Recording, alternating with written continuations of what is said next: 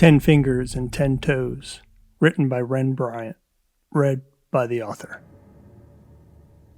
We're no different, you and me. A man's voice wakens me, slowly. I've seen your report on the TV, the voice says. It's distant, as if talking from the other side of a tunnel. The voice is low and deep, slow speaking. My vision is also tunnel-like. I could barely see. There's something on me, a mask of some sort. No, a costume that covers my body. It feels leathery, scratchy. I can feel it on my arms and legs too. The arms and legs I can't move. I try to sit up, but I have a strap across my torso also. I'm confined to something. A table? My head. It's throbbing, pulsating, a hangover. I don't remember drinking that much last night. One drink, I think, and then... I don't remember, actually. My stomach churns. Whatever I'm wearing smells putrid, rotten. It's a smell I remember. The smell of death. I recognize it anywhere. Ever since I did that story about that John Doe in the morgue and the stench made me retch. There are some things that never leave you, like the time I had to report on the death penalty and sat in the gas chamber. The guards closed the door as a joke, giving me a panic attack. I feel another panic attack coming on now. My pulse quickens and each beat of my heart feels like a drum banging in my head. My breath becomes shallow, sips of air from my mouth. I shake and sweat under this mask. The sweat drips off my forehead and into my eyes, clouding my vision even more.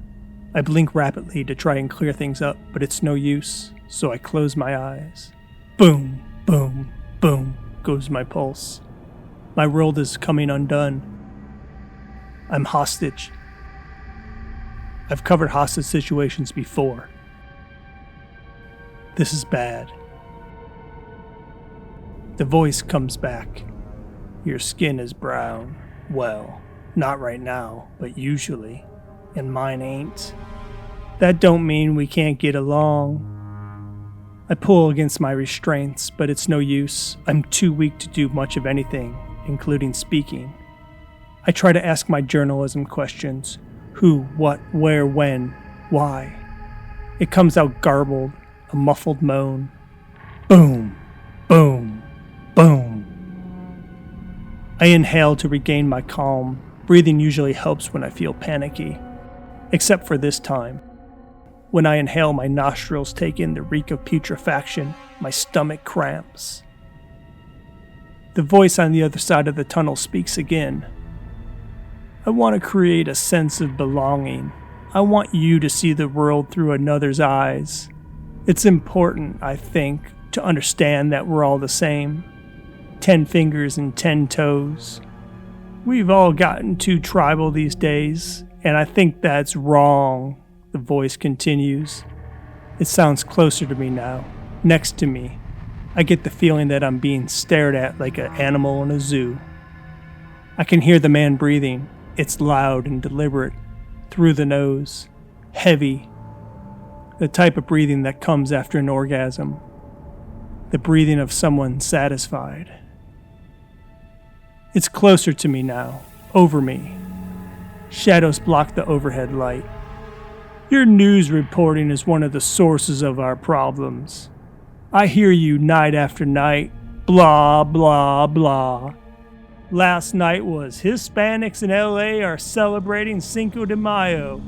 Trash, trash, trash. It's trash, Carlos. Why you focus only on Hispanics, Carlos? You can do better. I piss myself. The warm liquid soaks my underwear and runs along my legs and back. Underwear. I'm not wearing any clothes. Only underwear. Now soiled, and I don't care. I can feel that. I can also feel my mouth move but not form words. It comes out blah, blah, blah, just like the man says. This guy is nuts, and if I don't do something quick, I'm dead. I know how these situations work. I turn on the TV, the voice says, now so close I could smell his rancid breath through my mask. And this one here's a white conservative. This gal over there is a black red diaper doper baby. Black, white, yellow, brown. You like ice cream, I like potatoes. 10 fingers and 10 toes, Carlos. 10 fingers and 10 toes. Skin is skin. You see that? If you do, why don't you cover it like that? Who fucking cares about your goddamn Mexican Day? My guts contract and I feel bile in my throat. I jerk my head left and right, searching for clean air but get none. All around me it's the stench of rotten meat. Each inhale a snootful of death and decay. The stink is on me, part of me, melting into my hair and skin. Cigarette smoke wafts through the air. I never thought I'd be happy to smell smoke. We should support each other. That's what I'm saying, Carlos. That's what I'm doing. It's a public service. Experiencing other people, other cultures. Not focusing on them exclusively like that's all that matters. Whether it's the burly tattooed Hell's Angel or the obese cat lover, it's not just about the Hispanics, Carlos. That's where you're wrong. Your life has been about promoting one thing, racial division. I yell as best I can, sounding like a deaf person trying to speak. I hope the man understands. Listen, before we go any further, I don't want you to think I'm promoting some Benetton ad. This ain't no fucking Rainbow Coalition shit, so get that thought out of your head. Cigarette smoke blows into my face, making my eyes water. Sorry, Carlos, I didn't mean to blow up, the voice says. Sometimes I get so mad at how everyone is divided up. We are all human. We all fit more or less the same. You feel that, don't you? 10 fingers, 10 toes. I can barely get the word out. You know the worst of it, fancy shit TV, Carlos? You think you're a big shot. You think you're better than me. You do have influence and your words do have consequences. I will give you that. That's why you're here today. But really, you're a small man, diminutive, really. Not just in stature, but in mind. You're closed-minded. Another reason we're here today. The piss around my lower half is now cold. My pulse is still frantic but less booming, allowing my brain time to think. What happened? I think back to yesterday. It was Cinco de Mayo. I was doing a report for the 6 o'clock news about the happenings of the Hispanic community in Los Angeles. We were reporting from the Latin Lounge, a new bar in Los Angeles that was giving all the proceeds of the evening to migrants. After my spot, the crew and I stayed for a drink. A drink. That's the last thing I remember. I got a margarita on the rocks. The bartender handed it to me, and then the bartender. I thought it was strange. The place was packed with Hispanics. Even the staff was all Hispanic. Except for that guy. I don't remember what he looked like. I think he was just average, no tattoos or anything. I wish I paid more attention. Only his whiteness stuck out as unusual. I clear my throat and try my voice again. Why? This time it sounds like normal, though it felt like sandpaper ripping through my throat. Why, Carlos? Why? An answer. Progress. He will talk to me. 10 fingers and 10 toes. That's what my teacher told me. They said we all gotta respect each other. That we're all one big human family. We had this thing when I was in elementary school. What's it called? An anagram? I don't know the goddamn name, but I'm sure a well-educated person like yourself does. RACK. E. Each letter stood for something. Respect, accept, collaborate, embrace. R-A-C-E. 10 fingers and 10 toes. They put the whole thing together when I was in 4th grade. I went to school saying what my daddy said. Spics taking our jobs, niggers too. And those damn kikes that owned the banks wouldn't give a loan to the white man to live. The teacher sent me to the principal, who sent me to the guidance counselor, who sent me to the psychologist. Tons of talking, trash, trash, trash, just like what comes out of your mouth. The state took my daddy away, said he wasn't fit to raise me. My mom was already in the dirt on account of her love affair with Mr. Smirnoff. I ended up in a foster home, Carlos, filled with every fucking type of person you could think of. They said it was good for me to spend time with those different people and different cultures.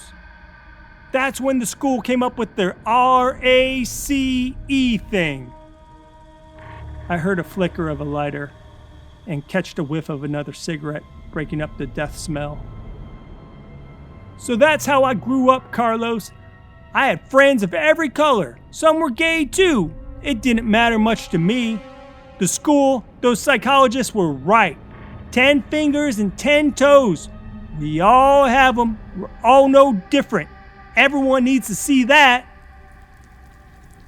Maybe it was the situation I was in, smelling death, tied down to a table, covered in cold piss and sweat and wearing something leathery and scratchy.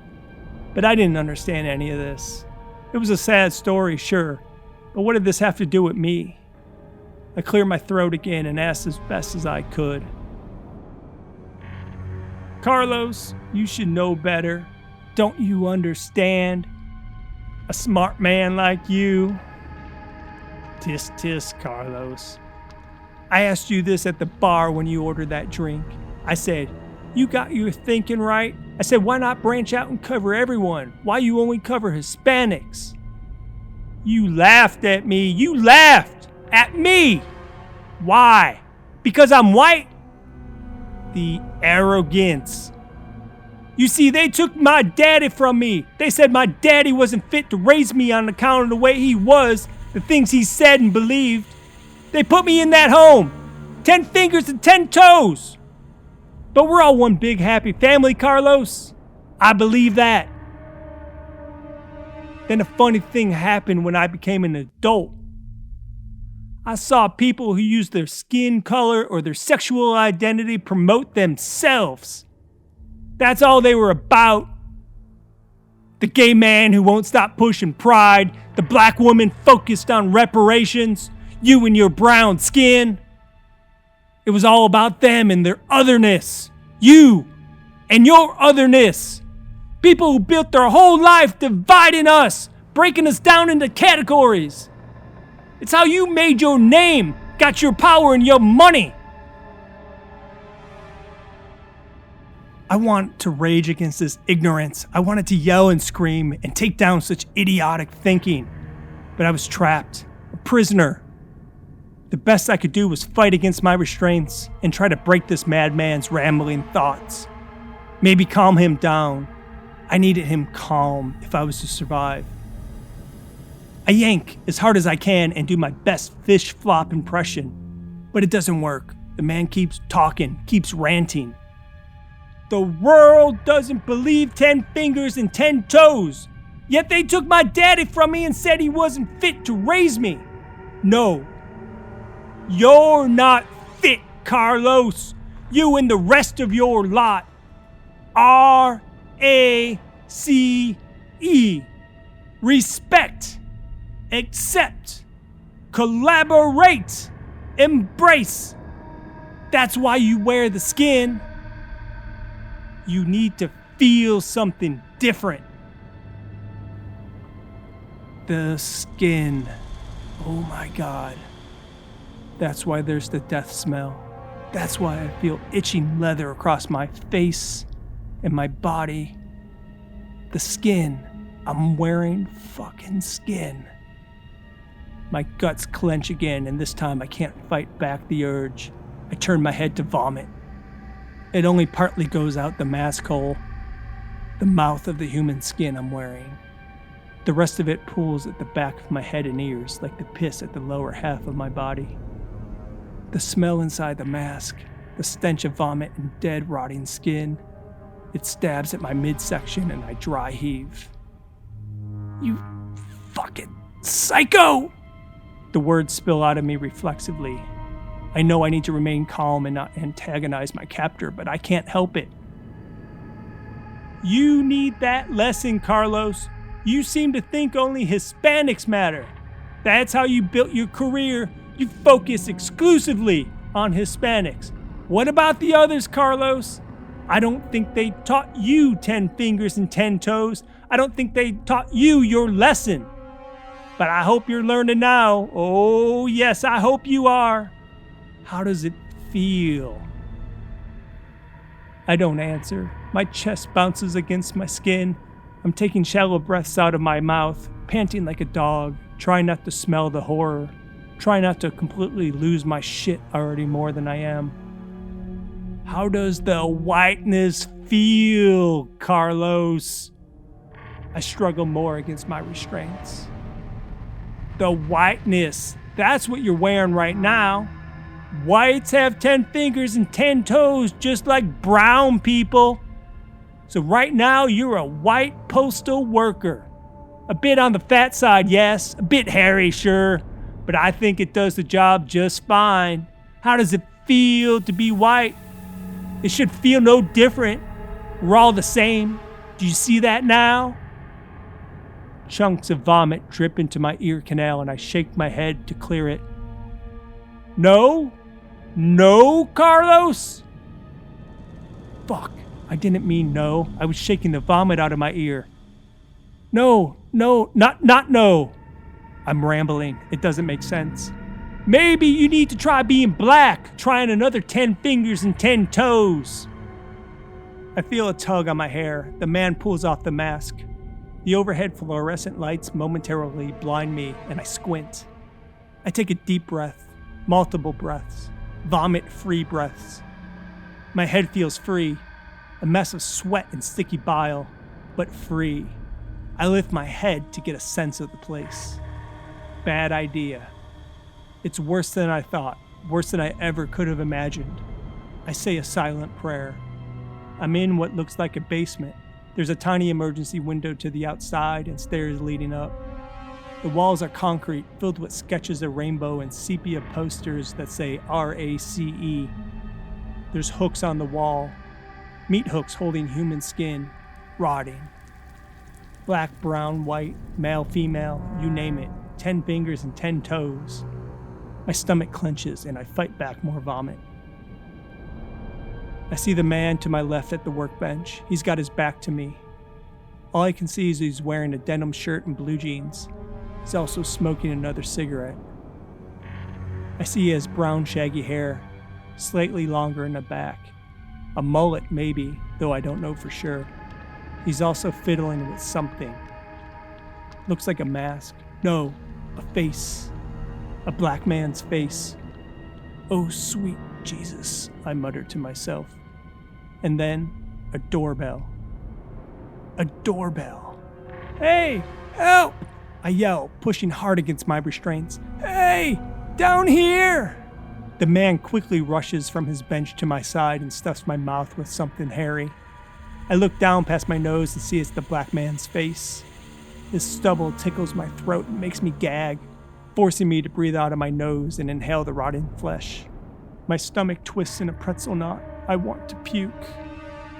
Nothing from you, the man says, blowing smoke into my eyes. He brings a knife to my neck and presses so hard I feel the sharpness of the edge.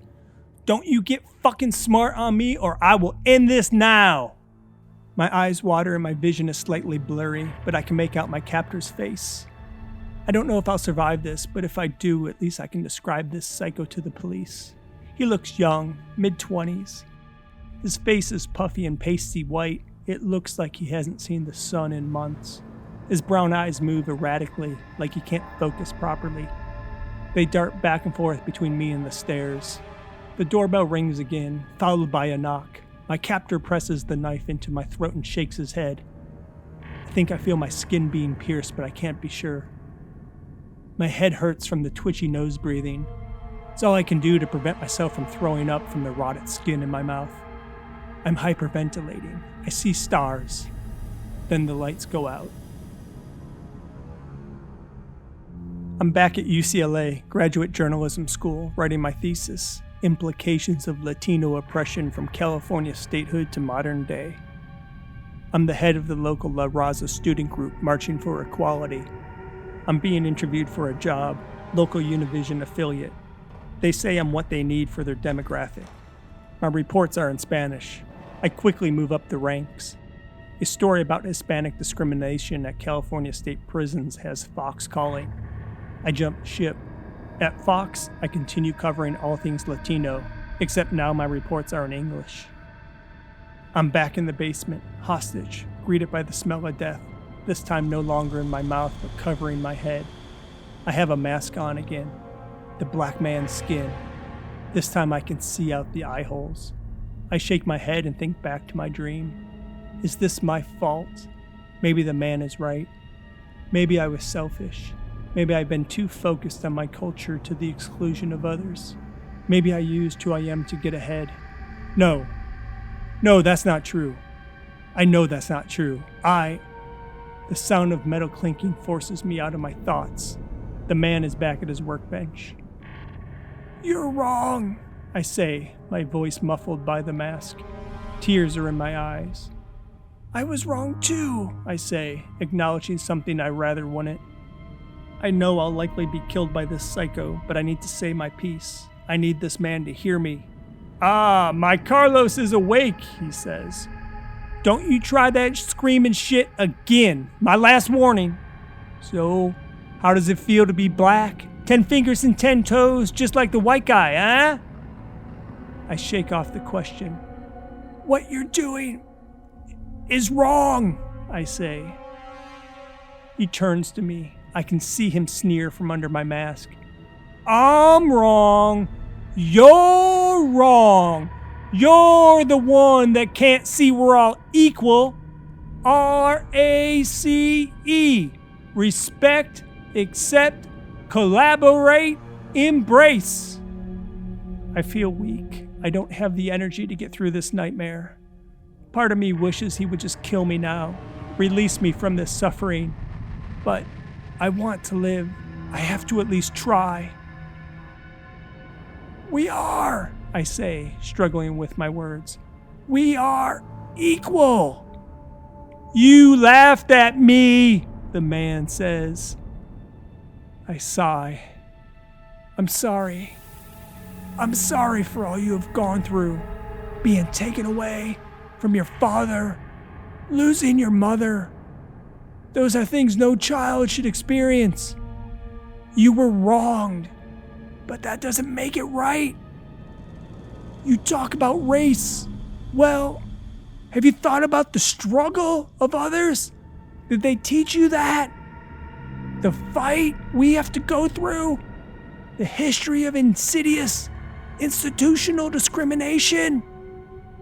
It's as deeply personal as what you went through. Maybe even more so. You can walk down the street without a woman clutching her purse tight. You won't get locked up for looking at a cop wrong. You can go anywhere you please and be accepted anywhere. Minorities can't. We can't. So don't you talk to me about race and equality. Yeah, I'm focused on helping my people, but that's because we're not equal. We're not. I want to fix that. I fight for equality. You divide, the man yells. You are the divider. You don't believe we're all the same. RACE, respect, accept, collaborate, embrace, 10 fingers and 10 toes. We all have them. Equality doesn't come from your fucking slogans, I snap. Something heavy strikes me on the head. An open palm, maybe. The stars come back and the lights go out. This time I'm woken up by water splashing my face. I'm naked, no skin, costume, no underwear either. I feel a cold blade at my ankle and look down. It's the man. He has a butcher knife in his hand. He wears an apron and flashes a grin. An evil grin. Psychotic. Though he's staring at me, his brown eyes look past me. The look of a man not all there. "I'm going to cut you now," he says, rubbing the knife over my left foot. The blade is sharp and gives me shivers. 10 fingers and 10 toes, you have them like all the rest. Maybe your skin can teach others the lesson of equality. The man lets out a frantic laugh. The other thing you will soon realize is that we all experience pain too. All colors, all orientations. Pain is pain, skin is skin. We are all the same. I feel a searing heat at my ankle as the man uses the tip of the knife to puncture my skin. I can feel the blood rush out and pool around my heel. I erupt as he slowly saws back and forth, filleting flesh from bone, working his way up my shin. I reflexively try to move my leg away from the cutting, but he has me strapped tight to the table. I can only bang my head and jerk my torso an inch off the table, which I do with each motion of the knife. The pain is so intense I feel sick and think I'm going to pass out. "Stop!" I yell. "I understand! Skin is skin! We are all equal, I get it! You're white, I'm brown, it doesn't matter!" The man stops cutting. I'm breathing heavily through my nose, biting my lower lip, trying not to lose consciousness, trying to deal with the agony below my left knee as best I can. The sweat on my nakedness is making my body shiver. "I don't believe you," the man says. "They all say that in the end." He picks up his knife to resume his skinning. "No!" I shout. "No!" My chest vibrates with quick, shallow breaths. "No! 10 fingers, 10 toes, I understand! I don't want to die. Not like this. Not from this monster. We're all the same! We're all the same! We're the same!" I feel the man staring at me. Staring is not cutting. That's good. It's hard for me to admit this, but I shouldn't have used my ethnicity to advance my career. I'll say whatever this freak wants to hear. It doesn't matter to me. Just don't kill me. "I was wrong," I say. "I was wrong. I see that now." Still, no cutting. I'm panting, shallow breaths, desperate breaths. 10 fingers and 10 toes, I understand. You are me, I am you. It's about race, RACE, respect, accept, collaborate, embrace. I get it. The emergency window smashes and I see something black thrown inside. A bang. The row flashes white, my ears ring. I'm disoriented but see the man drop his knife and cover his head. I also see movement coming down the stairs. It looks like police. 2 more pops, 2 more bangs, these not as loud. The man standing near my ankles drops.